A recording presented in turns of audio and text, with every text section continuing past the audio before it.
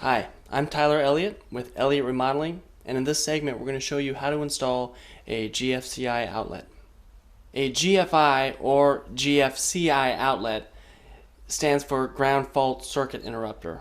What that is that's an outlet with a fuse built into it. You'll find these outlets anywhere near a water source, in your bathroom or in your kitchen sink, anywhere like that. Depending on where it is you live, the code will dictate how far away from the water source you have to have GFCIs. The main difference when installing a GFCI outlet is the ground wire. A GFCI outlet has its own dedicated ground wire. Unlike the black wires, which are the negative for your other outlets, this is a bare copper wire. It usually attaches to the bottom of the outlet and will attach to your grounding rod or wherever your common grounding source is for your outlets.